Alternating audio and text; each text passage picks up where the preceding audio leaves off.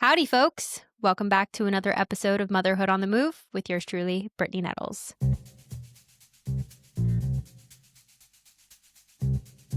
Forgive me, I skipped a week. We were going hard in the paint there for a while and cranking out episodes every week, but nonetheless, I am a human being and my son Teddy was very sick this week. So we are driving the struggle bus and still currently are, but nevertheless, we persist and we are here to carry on with our podcasting. I have some really wonderful information that I'm going to share this week. I have Nicole Peraino on from U Mortgage, and we are doing a Mortgage 101 episode. So if you listen to our How to Buy a House episode, great. And if not, please go back and listen so everything is top and fresh of mind.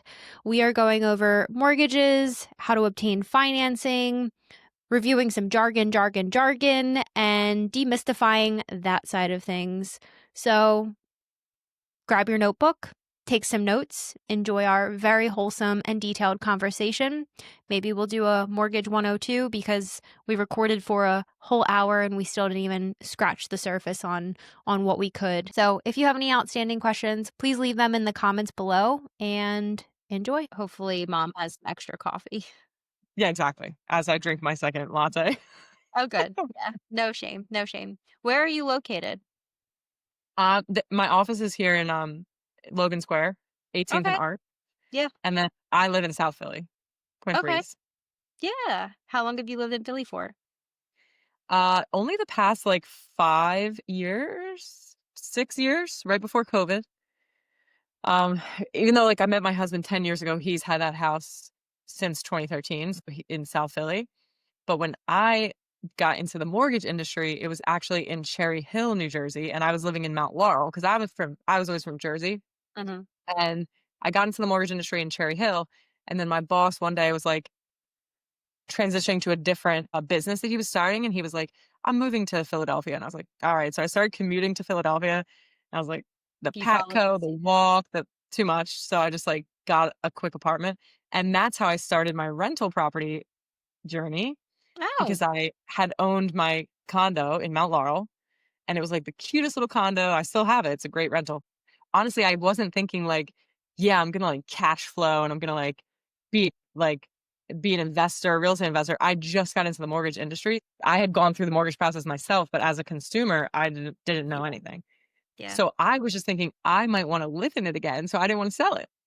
So I asked some realtors that I knew in the area that I had made connections with at that mortgage company, and they were like, "Yeah, rent it out, whatever. You can rent it for this much." And I was like, "Great, more than the mortgage payment." Accidental So investor, I okay. said, "I'm an investor." Yeah, that's the Then I house did hacking that the everybody same. talks about, though. Make your primary, and I'm sure you'll touch on this too, Yes, is make your primary your investment property. Live in it for a few yes, years. Save a chunk of change. yes, and don't have the huge down payment Mhm, because I only bought it with the minimum mhm. down. So So we'll earmark that for a yeah, little keep listening, everyone. Keep listening. exactly for later. Be a lady But boss like Nicole. So yes, keep telling me about yourself. um, So you ended up in Philadelphia. You got an apartment? yes, yeah. Then I was renting out the condo and I was renting myself because I didn't know if I wanted to stay in Philly. I was like just trying it out. So I landed on 30th and Girard, right by Fairmount Park, because I have a not big, but like big enough pit bull mix Mhm, rescue, like a ton of energy. mhm. So I was like, I need to be somewhere. I'm not gonna have a backyard. So I need to be somewhere where I can like have this dog run. So I went by Fairmount Park. So I ended up 30th and Girard. And I was there for longer than I wanted because COVID happened. I got stuck Mwah. physically in that condo. I mean, in that apartment for like another year. And then I was like, you know what? I kind of like Brewery Town, even though it's like still very up and coming. But I Mhm. was like single at the time, just, with my dog, exploring life. And I was like, I kind of like Brewery Town. So I bought another house there in Brewery Town with like a construction next to it and an empty lot on the other side Classic in this brewery cute little town. block. Yeah, classic. And the empty lot is still there with a tree growing into the house. But I only was able to buy that house because I had kept my first property and had built up enough equity in it. Now it's like 5 years later. I had lived in it for 4 years myself and then a couple more years. So I built up a lot of equity in it. I was able to take cash out And it was, of course, COVID times, so the rates were 2, 3%, which was amazing. But the key is I basically recycled my money because I had put down money for the condo purchase. I took it back out and I bought another house in Philly. And then I moved to my husband's house and I kept that one as a rental. So I ended up with 2 investment properties with basically 1 down payment. Well, that is awesome. And that's what we try to encourage our clients to do, especially those who say, I want to own an investment property. I tell them, okay, great. Go pick out one that you like. Go occupy it for a few years or at least a year. And then let's do it all over again. And that's how we're going to build your portfolio. Yes, exactly. Stepping Yes. stones. Just boop, boop, boop. Yeah. Yeah. So, yeah, Point Breeze, we have a lot of clients down there. I've spent a lot of time down there. That is a similarly developing neighborhood, which I would argue Mhm. is like almost fully cooked now and established. Point Yeah, Breeze, yeah, yeah, yeah. depending which cross section you're in, but same deal, same vibrance, Yeah, and same accessibility too. I know you're now traversing the other end of the city, but there's so yeah. much to offer, and accessibility wise, easy to get. Sounds like to your office in center Oh, city. yeah. Yeah. Yeah, the bus comes right up in front of my house on 20th Street. Oh, that's so easy, yeah. So I'm like, it's good and bad because, like, I have access to the bus right there, but also there's always people waiting for the bus Of course. out there, and sometimes they leave trash and You're sit like, on a "Not on chat. my stoop." Yeah, yeah, exactly. I wanna put a Making sign sure like, on the truck. "Please don't," yeah, "don't leave trash." So, on that note, tell me a little bit more about Nicole Peraino and how did you get into lending? You told me briefly about how you knew your boss, but give us a little bit more color and context. Well, yeah, I it was an interesting path, I would say, how I got into mortgage. I actually went to school for communications, marketing, a little bit of TV, film, and I was doing all of that freelance work, events, event productions, corporate events, weddings, all that kind of stuff, shooting and editing video and marketing. Social media marketing was becoming very much a big thing when I was graduating college, which was in 2014. Okay. So I would have clients, I was helping them market on social media. And I came across, well, my boss came across me on LinkedIn, said, "Hey, will you do this video, social media marketing stuff for my mortgage company," which was a small broker shop in Cherry Hill, New Jersey, called Garden State Home Loans. And I said, "I guess, sure." I mean, I was like, "Mortgage? Do you really need like that much video? Like, isn't mortgage kind of boring?" And of course, looking back, I think it's funny because yes, he needed it because he's a serial entrepreneur and he had all these ideas for other companies and a bigger company, which is now UMortgage. And of course that turned into me eventually getting into sales. So fast forward like 2, 3 years, I learned the mortgage industry basically from the inside out because I was interviewing, much like you are doing now, realtors and loan officers. Mm. I was getting their story. I was sharing it with other ones to help them get better in their business. I was editing the video. I was doing sales, putting together like sales trainings and things for them. So I was learning so much about the more business and um and sales and just like how to do sales by doing kind of marketing, social, and the video and all that stuff. So when the time came where I kind of like plateaued in my career as marketing, video, all this stuff. Thought, what am I going to do next? It was either like become the marketing executive in the company, which now we were at U Mortgage and we were growing this company. Here, like our headquarters is here in Philadelphia, and we're licensed in all states except two, so 48 states. So we had all of these other local teams like joining U Mortgage. And I was also part of like that business development and onboarding of those teams onto U Mortgage as well. So then I was really learning like the whole business from start to finish. And so yeah, it was either become like a marketing executive, and I really am not good. It's just not a natural skill set of mine to manage people when it's like in the traditional sense of like you have a 9 to 5 and you have to like do the one-on-ones with your team. You have to, give performance reports on them and stuff like. Oh, trust me, it's not my strong suit either. Yeah, yeah. It's not it's not, it was not. I did try it though. I was like, I think, I can do this. I had a coach like helping me that was like a really good. I tried. And it did not go good. So, and I knew I wanted to have a baby. I knew I wanted to be flexible, which I already was somewhat flexible, but going to a commission only, not salary and not 9 to 5 at all. Like you The make the biggest rules, risk you you make. could possibly take professionally. Yeah. But yeah, I was like, I set myself up to do it a few years before wanting to have the baby because I knew I wanted to have the baby. And I also knew I didn't want to be a stay at home mom. That's the other thing. I told my husband, I was like, if it comes to it, like you got to be the primary parent that stays with the baby because I'm not giving up my career. Good for you. And yeah, I was like, I have worked so hard to build this career and I don't think I should have to have a baby or keep my career. Like I want to have both. So everything started like pieced together. I was like, all right, I'm not going to be like an executive. I want to keep doing something in this mortgage industry because I built so many great connections and support and honestly like friendships with people here. They're all on the same path of like, let's get better. Let's have a healthy, well-rounded life. Like not just crush it in business, but also like spend time with your family, be able to do those things. So yeah, I was like, what can I do? And then I remember I texted my boss at like uh Christmas. It was Christmas Eve. And I said, I'm getting my loan officer license next year. And like January 1st, I started studying for the test. And February, I passed the test. And March, I closed my first loan. And then April, and then like I closed 10 loans And then the in the, floodgates yeah. open. Yeah. And then it's just like, yeah, it all.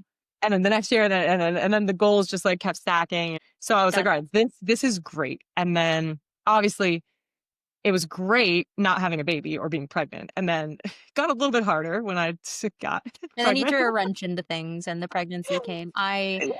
We will be embarking on our journey for kid number 2 soon, and I am not looking forward to Mm, that first trimester again. I am just not.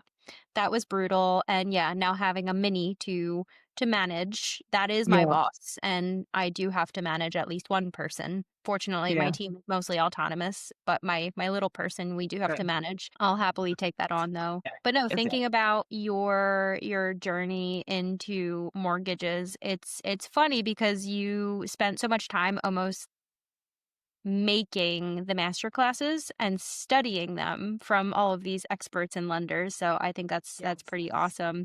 And yeah, as a working mom myself, the reason why I'm a realtor, I can't do, I mean, I'm sure there's other things that we can think of here, but I don't see myself doing anything but this because of the flexibility that it gives to me. I can have a career and I can have my child. So I have my cake and I eat it too. And is it demanding and taxing? And have I had a day fully off in the past 2 weeks? I have not. I would like one. Right. So I'm going to put that out into the universe. Yeah, But yeah. I wouldn't have it any other way because I can still wake up every day. This morning, I took my kid to a music with Miss Marilyn out here and kind of see him, play around and romp around. And yeah, it's really wonderful when you can find something professionally that aligns with your, personal life and goals. Yes, exactly. I totally agree. So yeah, even like the weekend will go away for the weekend, but I'm still answering emails. I'm still answering calls. I'm still You're doing never this. fully But off.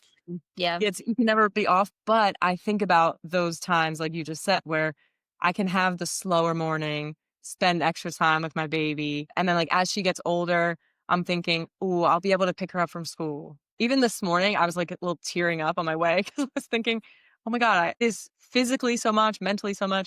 But I am so grateful. Like I get to hold my baby, I get put her to. down for a I nap. get Yeah, to. My like I favorite got to do phrase. that today. Like Mhm. I cannot be upset. I even remind myself of this sometimes when in the past 9 months, I've gotten so bogged down with like being a parent, working full time, running my business.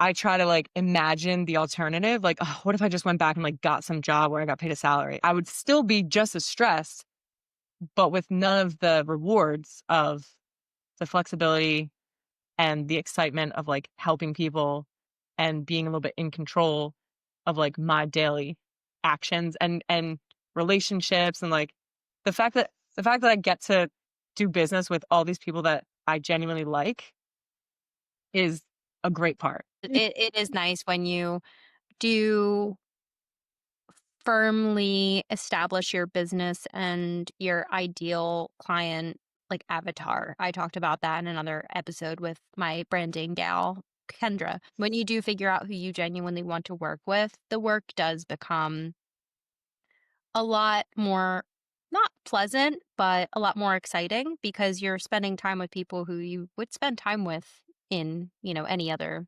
period of Yes.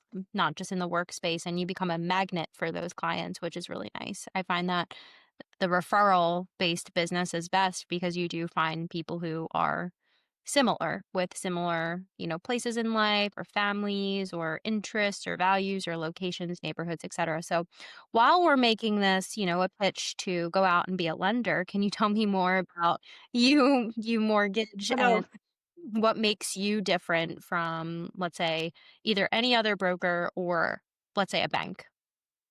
Okay, so when you're kind of like a client shopping for a home, or even if you're a real estate agent, not understanding the difference, banks, I always say banks kind of have one product that they're kind of offering, a mortgage. Also, their main gig is kind of banking, and then they just happen to do mortgages. So always the complaint with clients, at least that come to me after sometimes trying to work with the bank, is that they're just not answering on the weekends or the nighttime, which is when most people are looking at homes. They're off work.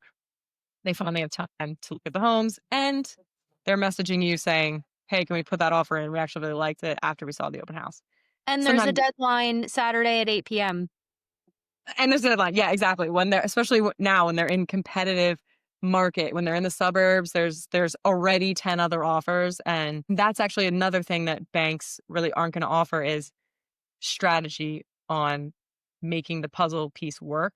They might say, "Yeah, we have this one mortgage and here's the rate and here's the product and here's the term and here's your pre-approval letter. Good luck. Like hope you get the offer in." And like then they'll won't be around. Um what I really focus on doing is getting everybody together in a group text, the buyer, the realtor. Okay, what house are you seeing? When you see the house, we're going to talk about it. What is it listed at? We're going to go back to Brittany and she's going to tell us how much you're going to have to offer. And now this is how much you're going to have to offer to compete. Are you covering an appraisal gap? Do you have the money to cover an appraisal gap? Are you putting a lot of money down that we can just borrow from your down payment? Or are you putting the minimum down where appraisal gap is going to have to cover, it's going to come out of pocket for you? So you got to be careful how you're structuring that in your offer because do you have an extra $15,000 towards, your closing costs? And then what I really like to do in those situations is can we check for an appraisal waiver? So you're not going to have to come extra money. It's not going to appraise low. You're not going to have to worry about that. And the seller also is like, great, easy, smooth. You're Aside from having a guaranteeing cash that offer, this that's sells, that's right? going to be their best offer Mhm. because they're going to say, "Oh, no appraisal, great, we can close really quick. You're not going to have to worry about this negotiating when the appraisal comes in lower. No worries, just go for Mhm. it." So I'll have clients secure deals where there's like 12 other offers if we do that. Anyway, so yeah, and then on the other side of the spectrum for people if like they don't have the funds, like can we get a down payment assistance program? Can you do something like PHFA? Can you get a grant? Do you have to make too much income to get the grant? Um, if you do, can you qualify with only one borrower on the mortgage instead of both, or vice versa? You don't qualify, can you co-signer? Like just exploring all of those options and really digging into it and being like thorough about it and just making sure we don't leave any stone unturned. Is there any possible way we can make this work? And if we're making a competitive offer, how can we make it the absolute strongest? Because you're spending your time on a Sunday, a Saturday, the buyer, everybody's spending their time putting this offer together. Like, let's really make it count and let's make sure we go in strong and the buyer understands every little detail and what everything means. Because when they get it accepted, all right, we're off to the races. And Now the real work begins. now the real work begins. Yes. Yeah. Yeah, I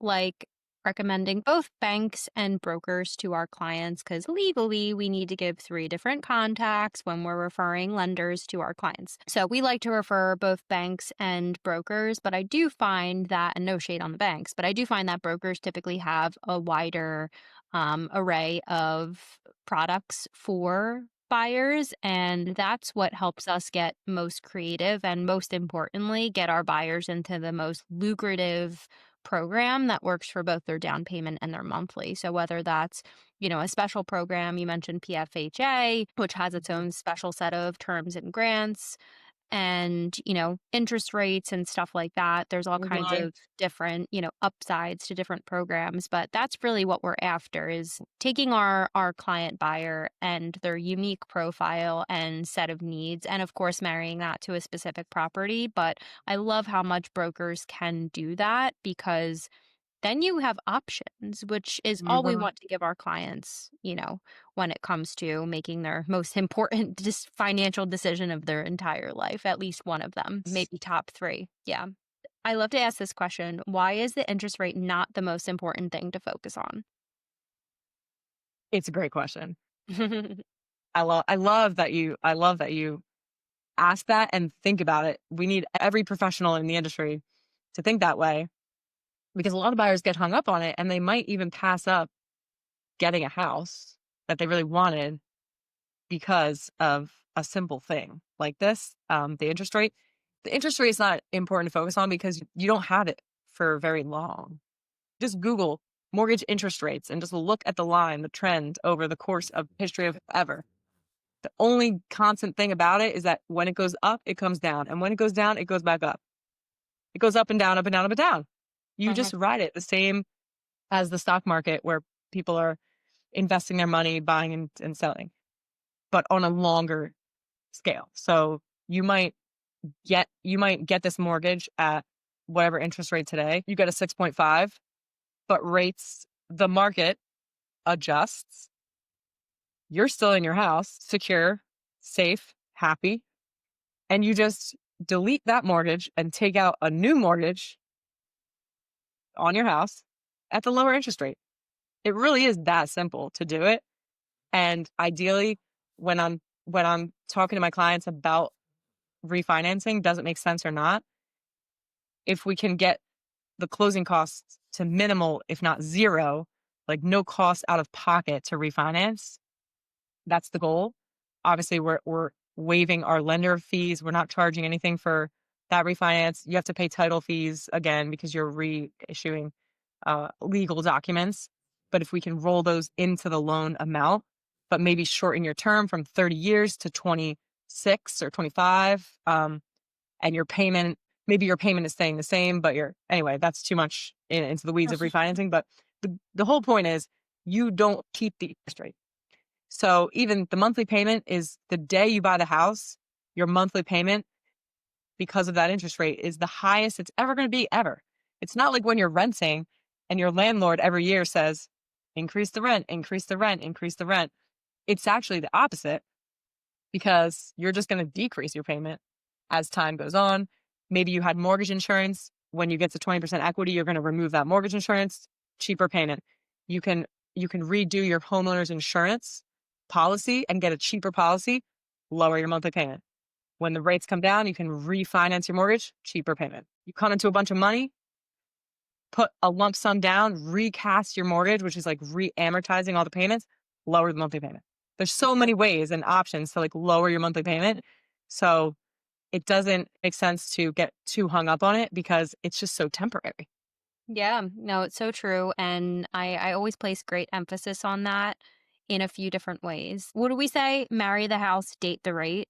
Yes. The interest rate, while it's a 30-year, assuming you get a typical 30-year fix, it's fixed, but it's still variable.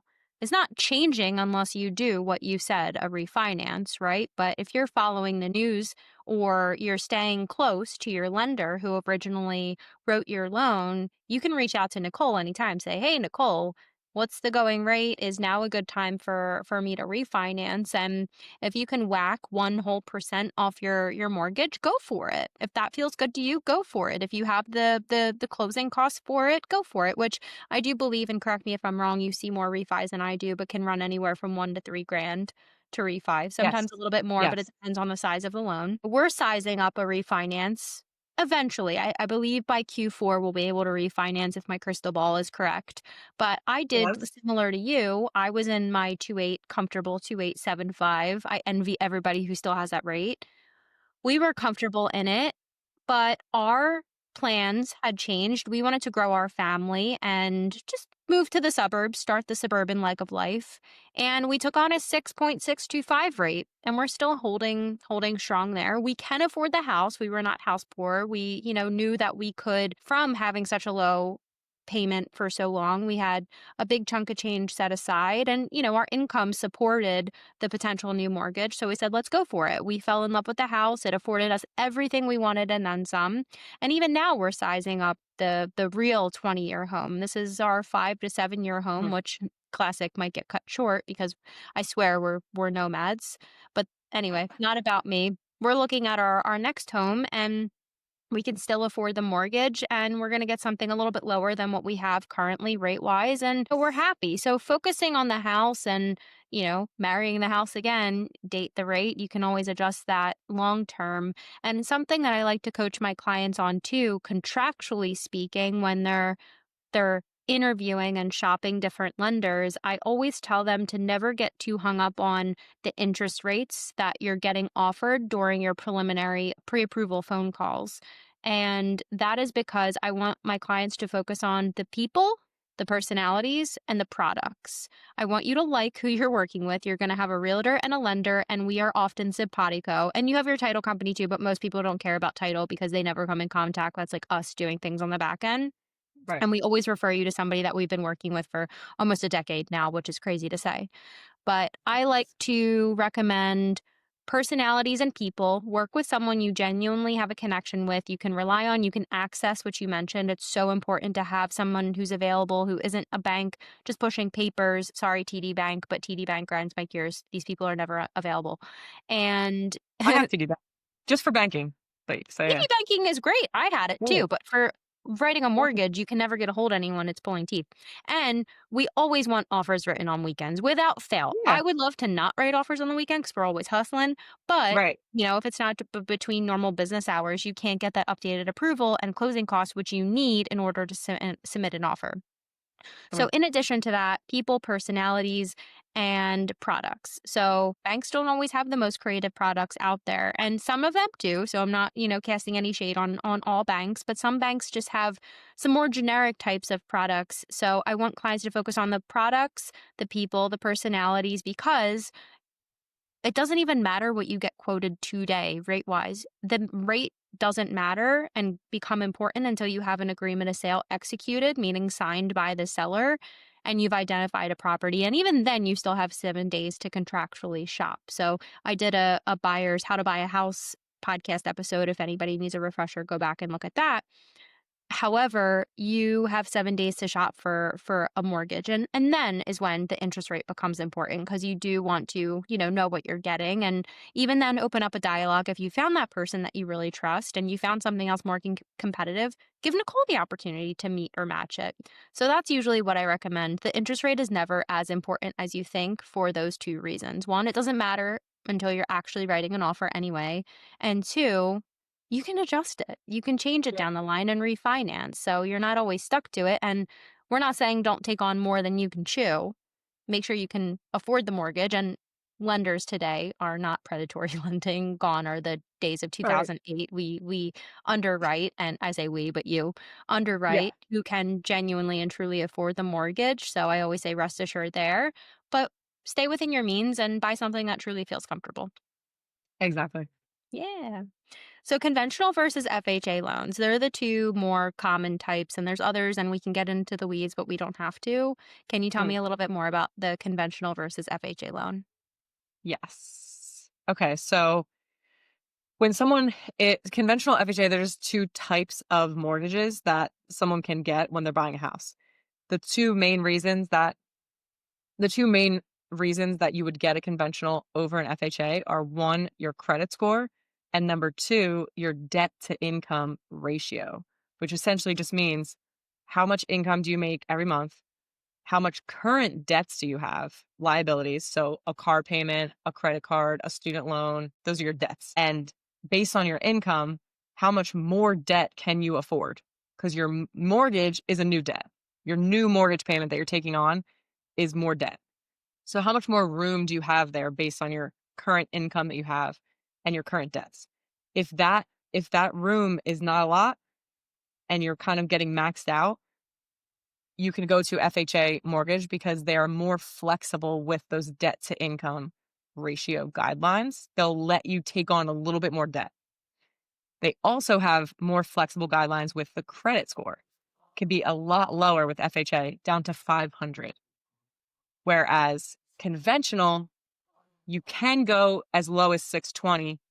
However, I always tell people, really, if you're like, 680, 720 is best, because mortgage and interest rate, it is risk based. So the less you're putting down, the lower your credit score, the more risky, the higher interest rate and charges is going to come along with it. So mostly it's to save money.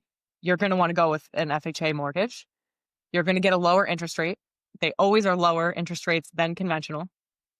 But so you think like, oh, why wouldn't everyone go with FHA? It sounds great. Sounds like the best thing. The downside is FHA mortgages always have mortgage insurance. For the most part, there's a very small percentage of time where you could not have it. But for the most time, you always have mortgage insurance, and it's more expensive mortgage insurance. Again, more risky, lower credit score, and higher and more debt, basically. More debt and a lower credit score, more risky, more expensive mortgage insurance on the payment. But you do get that lower interest rate. And if that's what your scenario needs to fit into, then you take an FHA mortgage for to get approved. Conventional mortgage, you are going to have mortgage insurance as well if you're putting less than 20% down, which is like 90% of people today. People not putting all the way 20% down. It's a lot of money. But the plus side to conventional is that, let's say you put 15% down today, every month you pay your mortgage balance down, you eventually chip away at your equity. And when you get to 20, your mortgage insurance will fall off of your payment. Whereas FHA, it's going to be there. Can you refinance an FHA mortgage into a conventional or refinance your FHA at all? Yes. Great question. You can, yes, you can. So you can refinance if you're in an FHA mortgage. Let's say you're in an FHA mortgage today because your credit score is lower because you had some collection on it, whatever. But in 8 months from now, your credit score is much improved, much higher. Let's say you went from like a 650 to a 700, 720. Then we explore both options. When we're going to talk about doing a refinance to achieve a lower rate, do we want to stick with the FHA, or now is conventional a better option? Do a conventional. And vice versa, but I don't know why you would ever do that, conventional to FHA. But basically, when you refinance, it's a whole new mortgage and you can do whatever you want. You can also take people on or off. Sometimes people ask me that, like, oh, I have a co-signer today, but in the future, I've got a new job and I have more income. Now I don't need that co-signer anymore. Take them off, get a new mortgage just in your name, as long as you qualify. Yeah, you would have to refinance them off the mortgage. Correct. Is Yes. what you're saying? Okay. Just to clarify. Yeah, it's always interesting, and I think FHA is just such a beautiful product, especially for those who really want the house. We can make the numbers work, but they're disappointed or discouraged by their credit score, and that's why Mhm. I encourage people to qualify before they disqualify themselves, because you never know what the numbers are going to look like if there's a house that genuinely excited you. I had a Yes. client who didn't even have her new job secured yet and said she needed that house. I said, "Great, let's speak to a lender and see what happens." He told her that she could qualify if she truly got that job that had that income salary. We said, "Oh, great. You're so close to getting it." She was actively interviewing, and it took her a few months. However, we made the offer subject to buyer obtaining financing. The lender wrote the pre-approval subject to her getting that offer letter, because you needed just the offer letter in order to qualify. It was a big name job, and we made it happen. She ended up getting the job, and we closed, and she bought her dream house. She loved it. So that was my Super Bowl story of just getting curious. And I mean that, whether you are maybe in two camps, sizing up a job that you're going to have X amount of income, and your income is going to change, you're going to pay off some debt, Or if you think you don't even qualify to begin with, just speak to a lender and get curious. Because if you don't have, maybe you don't have the funds or the income or the score now, you might have that a year from now. So let's create a game plan, lay some groundwork, and come up with a game plan for you to get to that house. So it's all some really good stuff, and it is very encouraging always and refreshing to hear just how flexible mortgages are at the end of the day, because it's just, again, always a refresher for me. I always scratch the surface on the lending side, but as soon as I have my initial buyer's consult, I always say, go speak to a lender now. I did my part, but the fun can't begin until you have that golden ticket, which is your pre-approval. So I'm Yes, like, that's right. the buck stops here. Yeah. What is the difference between a down payment and closing costs? Because people are shocked to learn that there's additional money required outside of, the 5%, 10%, 20% down. Yes, that is a constant thing I am reminded of as well. People say, "Oh, closing costs, what is this?" Yeah, just to explain it in very simple terms, I usually just tell people, "Okay, well, your down payment is your initial equity." What does equity mean? Everyone knows this is the buzzword equity. Equity is just the part of the home that you own versus what the lender owns for your mortgage. Oh, are you buying this house? You're buying this $350,000 house. Are you buying it all cash? Oh, no, I don't have $350,000. Okay, right. So you'd have to get a mortgage for the rest of it, but you're going to buy some of the house first. So you're putting 3% down, 5% down, whatever it is. That's the part that you own. The rest is financed, or you're borrowing the rest of the money, part of your mortgage. Now, what comes along with getting that? There are costs for the title company. They handle the legal side of your transaction. So all the legal paperwork, also transferring the ownership of this physical piece of real estate into your name, the title, the deed for the mortgage. That's your promise to pay back the mortgage. They'll handle your closing at the closing table, make sure all your documents are sent to the right places, handle all of the incoming money as well, make sure the money gets to the seller, money gets to the realtor, money gets to the lender, money gets where it needs to go. And very important, they will make sure that there's no liens against this house that you are purchasing. You don't want there to be some unpaid water or electric bill that's now they put a lien on the property that basically says this must be paid back, thousands of dollars, whatever it could be.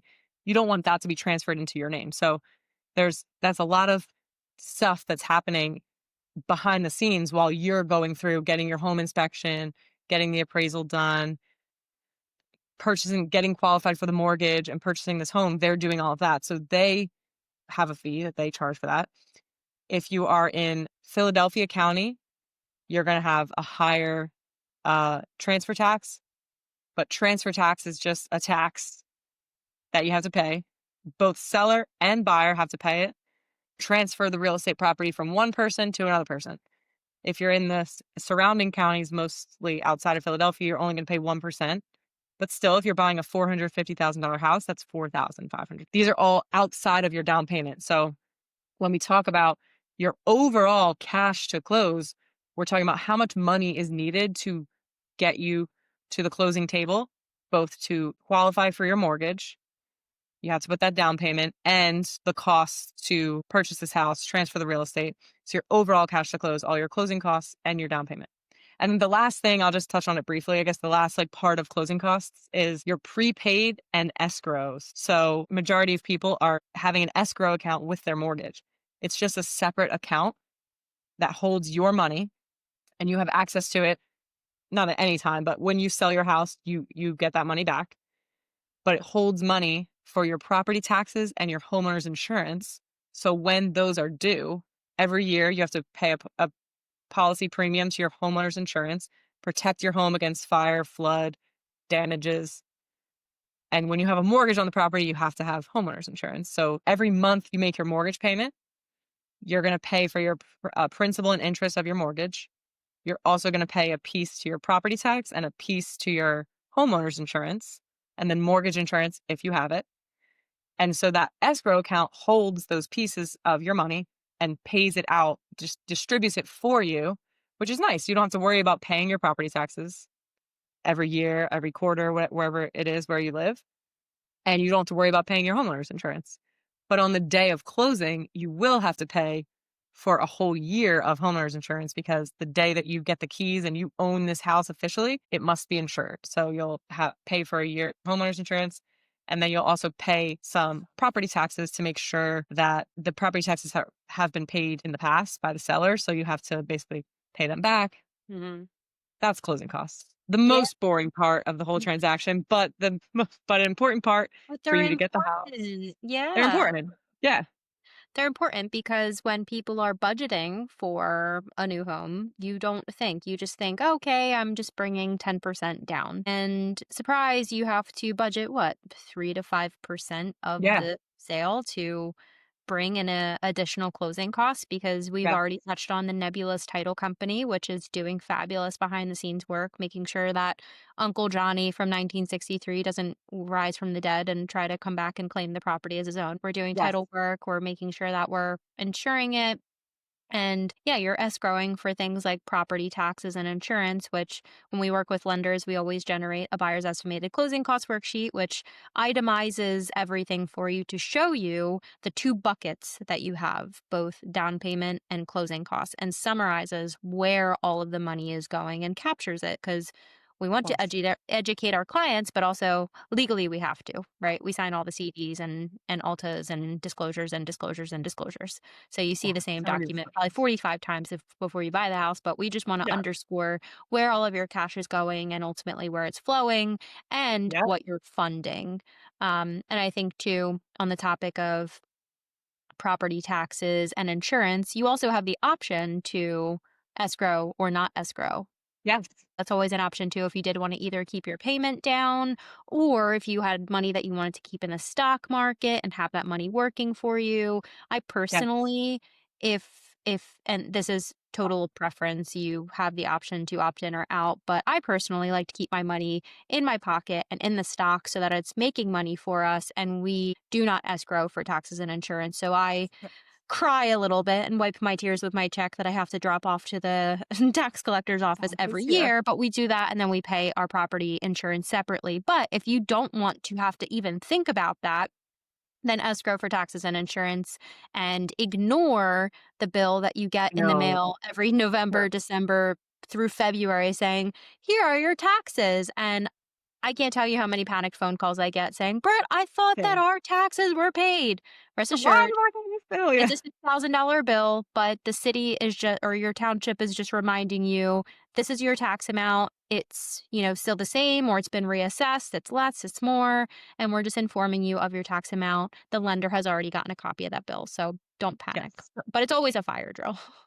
Always. Oh, and I always remind people they can go in their portal where they make their mortgage payments and set up auto pay and all that and see their loan balance. They can also see their escrow balance and they can see how much is in there and they can see the transaction history. So the last time they paid your taxes, the last time they paid your homeowner's insurance, you can see all of that happening in your portal. Yeah, which I love, but nonetheless, I'm always the first line of defense, and that's okay. I encourage it. We are here. Yeah, We well, are exactly. Yeah. Yeah. Yeah. we are here. What kind of grants and there's probably a few, so if you wanna name, like, 1 or 2 of your hotter and most exciting products that you have right now, but what grants or incentives are available for first-time buyers at the moment, if Well, any? always, uh, oh, there's like broad things that are offered by the state or the city. So PHFA, Pennsylvania Housing Finance Authority, anywhere in Pennsylvania, they will give you 5% of the purchase price. And their income limits are more generous than others that I've seen, meaning like higher income limits. I think it's like 137,000. The credit score is like 660. So you have to have a decent credit score. And then not to get too much in the weeds with these kind of grant programs, they're usually putting a silent mortgage on your house. Silent, meaning you don't need to pay it back. And it is not accruing interest over time. If they gave you 5% to help with your closing costs, that amount of money is the same 5 years later when you try to go sell your house, but you will have to pay that money back when you go to sell your house. The PHFA specifically, they do forgive 10%, every year. So if you stay in that house for 10 years, it'll be fully forgiven. There's another one in Philadelphia, only Philadelphia, called Philly First. They both have slightly different guidelines and restrictions. So going back to, it depends on your income, your debts, which Sure. one you're going to qualify for. But they're both great, and they give you the money, and that's it. It helps with your closing costs. One that we have specifically to you mortgage is our 1% down conventional. This is different than those community or city grants because it's not even a grant. I call it a lender credit just because it really is more like a credit from us, and you don't have to pay it back. There's no like stipulations to it. So it really is just a credit. Um, and it's up to $7,000. Okay. So it's 2% of, I think it could be like a $350,000 house would be 2% of that. You can get a bigger house, but you're only going to get $7,000. But essentially, if you're buying in around the $350,000 range, and you do have to be within 80% of the area's median income, which is roughly $95,000 in around Philadelphia. So if you're making $95,000 a year or less, you're buying roughly a $350,000 house, you get a $7,000 credit, which covers 2% of your down payment. So that's why we call it the 1% down, because with any mortgage, an FHA we talked about before, a conventional, you always have to put the minimum of 3% or 3.5 Okay. minimum. But in this case, we're allowing you to only bring the 1%. We're giving you the other 2%. Okay. Now, does that affect your total amount of seller's assist that you can get? Because we haven't No, touched too much on seller's assist, which you can get. no. You mentioned Yes. 6%, but generally we see most commonly up to 3% of the sales price. Yes. That's another benefit to an FHA mortgage versus a conventional mortgage. Conventional, you can only ask for and get up to 3% of the price of the house in seller credit, seller assist. With FHA, you can get up to 6% of the price of the house in seller assist. Okay, very cool. Yeah. And you can get Actually, both. yeah. And that up to $7,500 2% program that you offer is tremendous because that can help a client get into a house with just truly minimal money out of pocket. One of our Yes. Another Super Bowl story that I have is I got a client in with $2,500. They bought a house for, I believe it was 295 a few years back, and with the combination of the loan program that they offered and the seller's assist we got, which we maxed it out at the full 3%, they were able to minimize their closing costs and down payment and get in with $2,500 out of pocket. And their Amazing. monthly payment was still, a lovely amount. So Yes. leverage those programs. Oh, you can. Yep. That's right. Yeah. And that's where it goes back to like working as a team. You want to have a realtor that you trust and you can openly talk to. You want to have a lender that you trust and can openly talk to. And we can game plan together, because I have a similar client right now who's buying, and like they're going to bring 3,000 to closing because we're getting everything. We got this grant, first time home buyer grant, which is 5% of the purchase price. Then they ask for a seller credit as well. So it's covering, put the minimum down payment. So it's covering most of their closing costs, and it's possible. Now you want to make it work, because that's where the realtor is very important. They are going to go to the seller or the agent who's representing the seller, and they're going to kind of dig into a little bit and find out like, what's the motive of this seller? Are they looking to close really fast? Are they motivated to sell? Are they just kind of like, I want the highest price? How can we craft our offer that's going to be like impossible for them to say no to, or very hard for them to say no to, but still get what we want?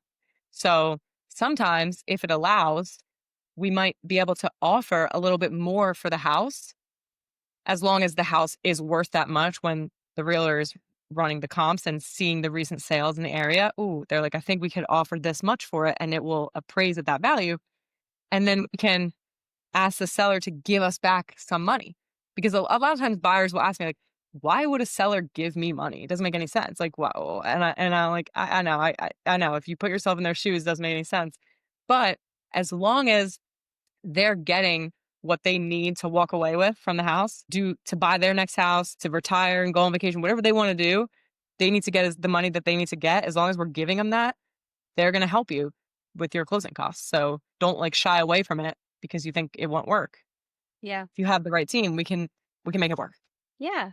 And the closing cost line item on the agreement of sale, and ultimately the option slash program exists to help buyers get into houses. That's why it exists, because we know that people don't have 15, 20 grand just lying around all day long. So we have creative avenues to help you get there. And a buyer might ask, why do I want to pay more than list price? But it's exactly Mhm. that. If it's within reason, let's call it another 5 or 10 grand. To the buyer, it's truly a drop in the bucket on the lending side of things, because it doesn't increase your monthly mortgage by much, Mm-mm. and it keeps that 5 to 10 grand in your pocket. So by offering them an additional 5 to 10 grand and saying, hey, please give me, a 5 to 10 grand assist, or just to keep it, even numbered. Or if we're Yes. looking at, hey, we're going to offer you 3% additional sales price in exchange for 3% assist, you're still netting the seller the same amount of money while keeping a good deal of cash in your pocket to either help fund the closing or help you with maybe some repairs around the house, or to furnish Yes. it, or to do some cosmetic improvements. That is something that I always encourage buyers to rely on. And the reason why you might want to consider offering a little bit more is, and I'm sure this is why you're saying it to begin with, instead of just, offering them full price and a 3% assist, is because this market is incredibly competitive and you do want to stay as close to the list price as long as it's appropriate. There are some sellers who are out of their tree on sales price, and we'll always make sure that we run our comparables, comps, as you mentioned. But if you genuinely want to get the house, and let's say it's only been on for 24 hours, you might want to consider offering slightly over list in order to get the house and, make it win-win. Everybody's happy. Yes. If you have someone that you're talking to as a home to sell first, a lot of folks can't afford to buy a new home without selling their current home. What do you typically recommend? There's two things that we'll talk about and have to consider if someone currently owns a home and wants to buy their next home. There's two main things. Number one, how much cash do you have available without selling your current home? Can you even have enough money to cover your down payment and closing costs? Can you get a gift from family? Can you borrow from whatever? Can you make it work? If it's like absolutely no, then let's pause that because we're going to come back to it. There's ways you can access the equity in your house before you even sell it. But before we get there, the next question is debt to income wise, your DTI, can you qualify for two mortgages at the same time? Because if you are buying your next house before you sell your other one, when you're getting approved for the mortgage, you technically still have that debt, which is your old mortgage or your old mortgage, your current mortgage. Hmm. And then you want to qualify for a whole new mortgage. Well, you better have a lot of income to support both of those mortgages and minimal other debt. So if you have a lot of income, but you have a lot of student loans and a big car payment and your current mortgage, which is most people, then that's going to be tough to qualify for another $4,000 or $5,000 mortgage, or even whatever you're going to be at. Might be tough to qualify for a whole other mortgage. So if you're blocked right there, that's where we talk about, okay, can we make an offer on the new house and tell them that we're contingent, meaning you can't close on the new house until you sell your other house because of qualification purposes for the mortgage. And then if we go to, let's say we go to you and Brittany, you say, no way, no, the seller is not going to take this because they're going to have 10 other offers, people that want to close in 3 weeks. I'm like, okay, great. Well, we could close in 3 weeks if we didn't have to sell the house. So we can't do that. We cannot make an offer contingent on the sale of the home. So now we have to do something called a bridge loan. And before I get into that, actually, let me go back and say, let's say you have minimal debt and you have a lot of income and your first mortgage is like only 2,000 a month or 1,500, and you can qualify for a second mortgage at the same time. You and your partner both have income. Okay, you can qualify, but you just don't have access to the cash. No big deal. We just do what's called a home equity line of credit. This is a short term little debt that we're taking out against your current house. It can fund in 5 days. So it's super streamlined and quick and easy. And you can get generally up to 85% of your home's value out.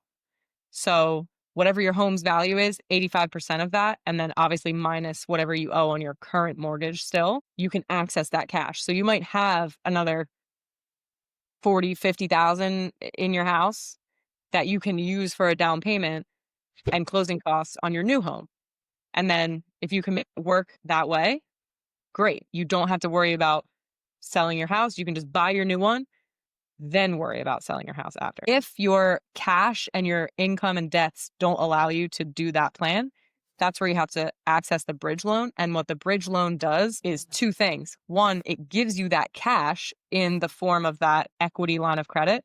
So you're accessing your equity in your house before you sell it up to 70%. You're getting that money in advance and you're not having to pay interest back on it. It's not accruing any interest and you don't have to make any payments on it until you sell your house and you just pay it off. Another key thing that's happening is we're able to remove your current mortgage from your debt. So your debt to income is freed up. Now you are able to qualify for more debt. We're basically wiping out your old mortgage before you even sell that house. It's a little workaround in the guidelines that's able to Yeah. do this.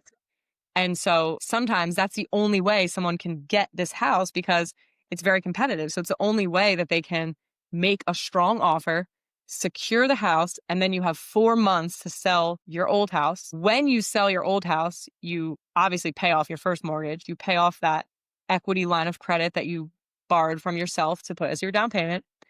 And then you also pay like a 2% fee for using that bridge loan. That's why I always say it's the last option for people because I don't want them to have to pay 2% fee just for accessing it, but it's like a backup plan. If you can't do it any other way and you need this house, that's how you get it. And then you have 4 months to sell. And obviously when you pay off all your mortgages and you pay that 2% fee, the rest of the proceeds, of course, is yours. And the benefit is you get the house first and you also get to stage your old house or at least have it cleared out, decluttered. I think houses will sell for more when they're looking nice visually or staged versus We like love a very good first impression. like exactly. The first impression can be great and hopefully you're getting more value for your home at that point, which kind of offsets the having to pay the fee to use the Yeah. bridge loan. Sure. I think the bridge loan is a wonderful product, and HELOCs are obviously a wonderful option too, and a very quick and accessible one.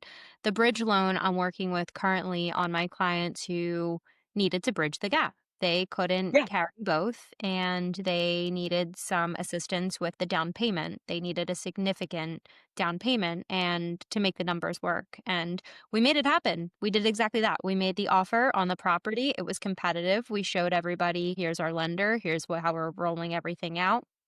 And our client had a pre-existing relationship with this lender. And we underwrote the file in advance. We said these buyers are more than qualified. We will have a house to sell, but that's not your problem. Here's a, free and non-contingent offer.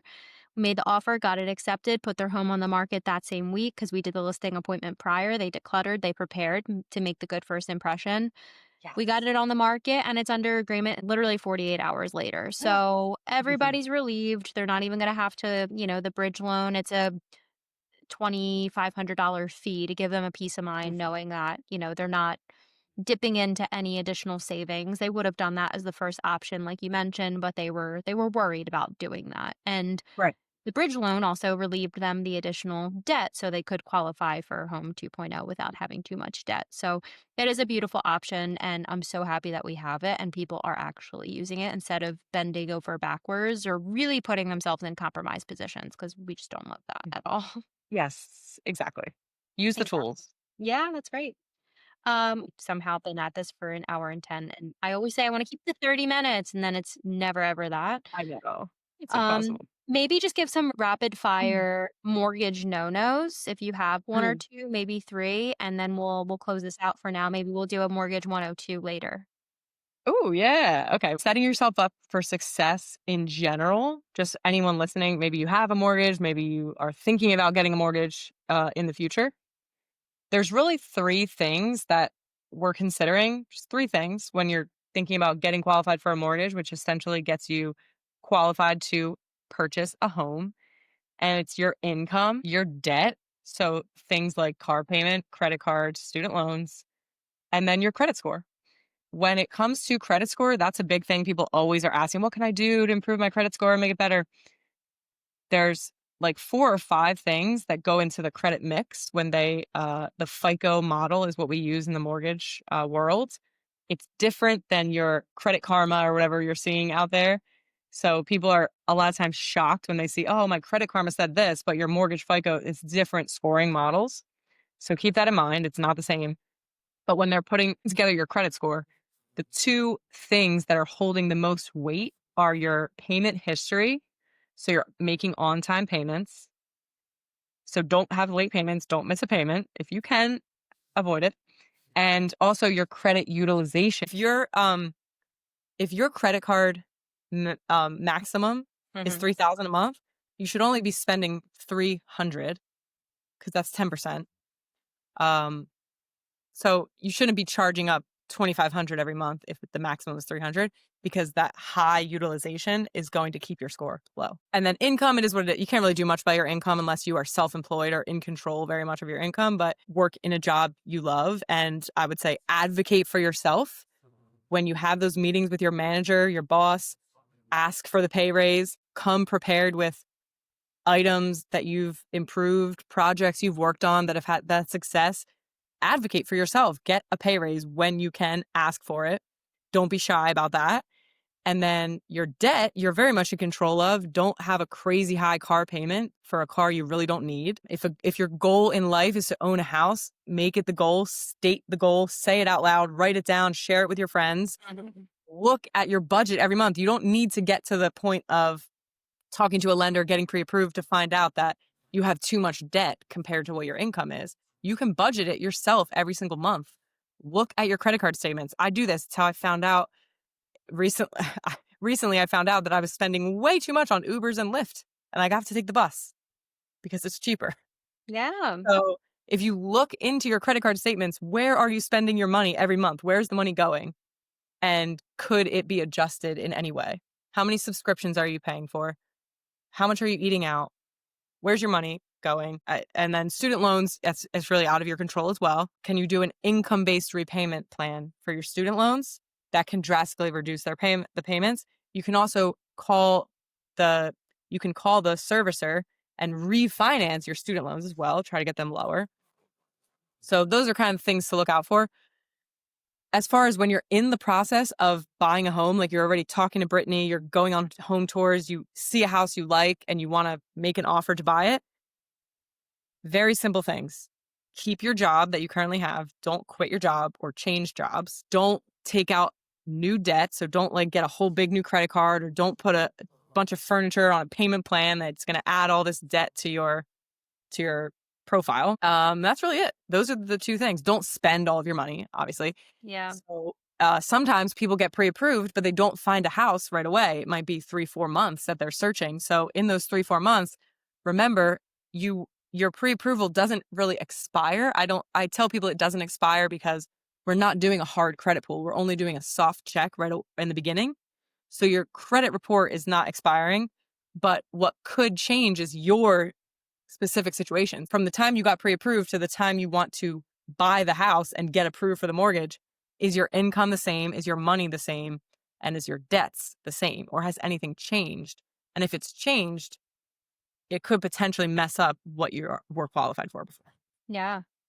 I know my favorite emails that I get from lenders when we're on the cusp of closing is congrats, you're finally clear to close. Do not quit your job. Do not Yes. do that. And also, I know you're so excited to furnish this house, but do not put your new cozy love sack on your credit card or open up, a line of credit for that. Please do not, because that will completely throw off your mortgage. the day after you close, if you're scheduled to close September 15th and you are free as a bee, have the keys and have that moving truck moving in on September 16th, you do whatever you want. But by September 15th, you do not touch a thing.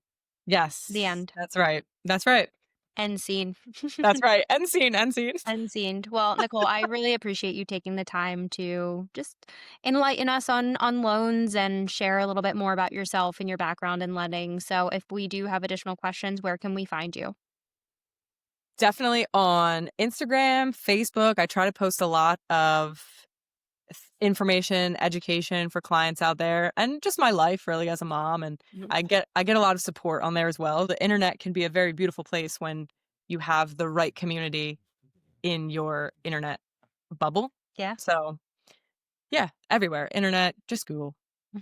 Google you. So I'll drop your handles in the show notes so people can find you as well as your digits and your lender profile. But again, sincerely, I appreciate your time and until next time. Thank you. Awesome. Thank you for having me.